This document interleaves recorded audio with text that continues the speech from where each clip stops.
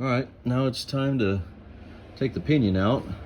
So in order to get the pinion out, obviously you got to remove the rear drive shaft, which I've already done. Oh, by the way, there's some guys next door running chainsaws, so hopefully they don't drown out the video too bad.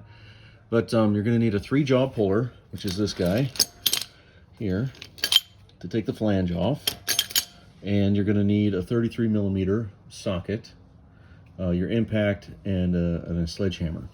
Now, if you have any intention of keeping these gears to sell them or use them in the future, do not use a sledgehammer on the threaded end where the pinion nut goes, like I'm going to do. I just know that these gears are going in the trash, so I'm just going to hammer them out, and then the pinion falls on the floor. It's kind of a very crude process if you're not keeping the gears. If you're keeping the gears, then you're going to need another puller style or a punch to put in the end of the pinion to punch the pinion out versus just hammering it out like I'm going to do. But the process is removing the pinion nut, removing the flange, hammering the pinion out. You have to hammer it out because the nut essentially presses the pinion into the tail bearing. So you have to hammer it basically out of the tail bearing, and then it just kind of pops out of the differential. So let's get to it. It's a pretty quick process. It doesn't take but a few minutes, really. And you can hold this by hand and just let the impact do all the work.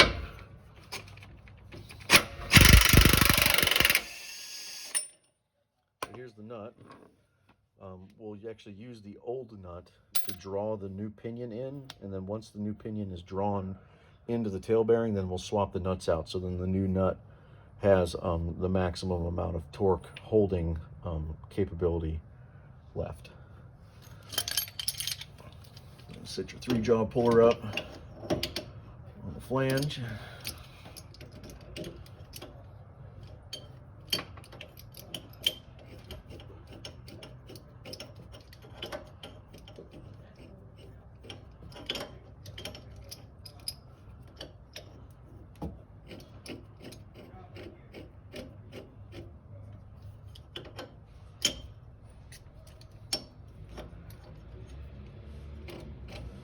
These are usually pretty cheap. You can actually rent these if you wanted to rent one from AutoZone or one of those, Advance or something, auto parts stores. Make sure all these nuts are tight. We'll swap this out for a 3/4, and we'll pull the flange off.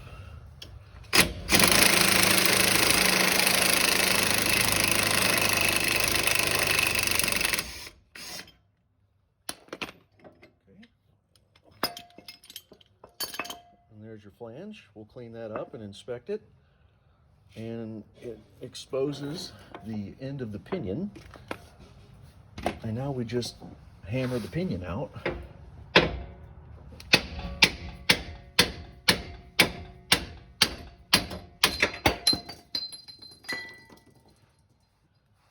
that is all there is to it. Now you're left with a hole.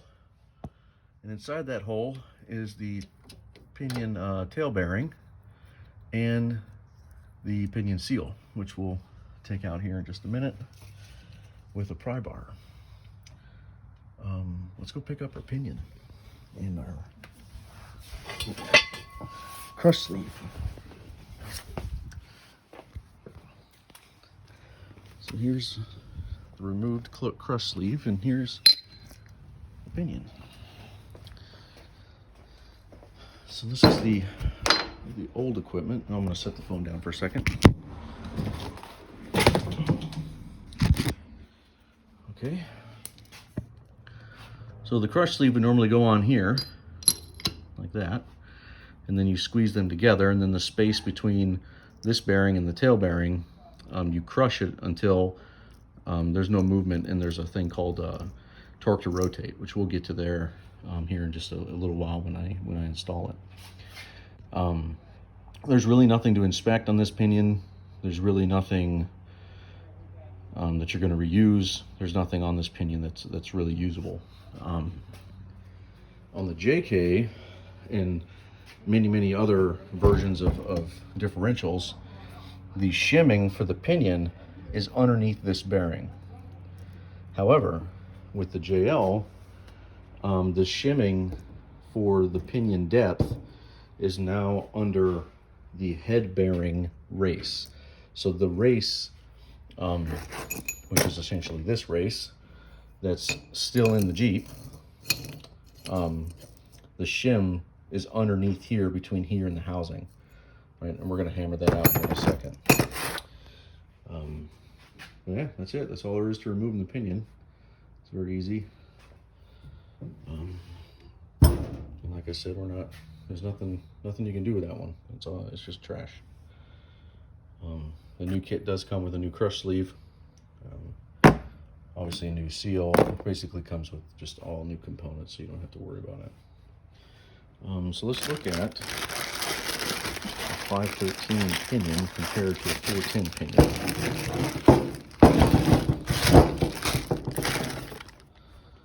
All right.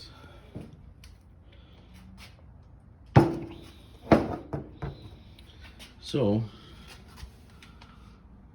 I don't know if you can see, but you can see the size difference. Of course, it's, like I said, when you go up in gear, the ring gets thicker and the pinion gets smaller, right?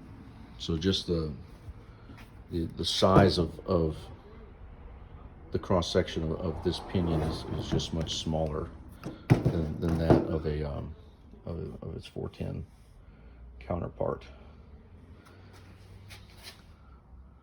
Right, there's a big difference. And when you go to a 513, you get all the way up to 513 and 538, then you're running a really thin pinion gear, and you're running less teeth, right? So you look at your 1, 2, 3, 4, 5, 6, 7, 8 teeth on this gear versus 1, 2, 3, 4, 5, 6, 7, 8, 9, 10 teeth on the 410 gear. The 410 gear teeth are deeper, right? They're much deeper than the 513 gear, and that's just what you sacrifice when you go to a bigger gear or taller gear, shorter gear, whichever direction you go. You either get more teeth, less teeth, thinner ring, thicker ring, but when you jump from 410 to 513, there's a big mechanical advantage difference, and there's a lot of acceleration that you can gain from this, especially when you're running 37s. It's a lot of fun to drive. I personally choose 488 just to keep the pinion a little thicker, keep the teeth a little deeper for insurance, since I like to try dumb things on the trail. But that's just my style. Now that that's out, the next step is to remove the pinion bearing races, and I'm going to show you that here real quick. So you see the tail bearing in there, and you can see a little gap, a little half moon gap at the bottom. I know it's really hard to see, but there's a hole there, and that's an oil galley. Once we take the seal out and we take that bearing out, you just use a brass punch. Make sure it's brass. That way you're not damaging the housing unnecessarily. And you just tap these out. And then you tap the tail bearing out from this direction, and then you tap the head bearing race out from the other direction, and they come out really easy. You just put the punch in that oil galley, and then you put the punch up there in that oil galley, in that space up there, and you just go back and forth until it pops out, and that's all there is to it. So now let's take that seal out real quick. So we got to do the pinion seal next. And we'll grab let's go medium-sized pry bar. I usually like using the big one, but and you can normally get to it from outside the Jeep here, so let's give that a shot. If you can see that or not. Let's see. Let's get the camera down in here. You just put your pry bar on the inside of the seal right there and just push really hard.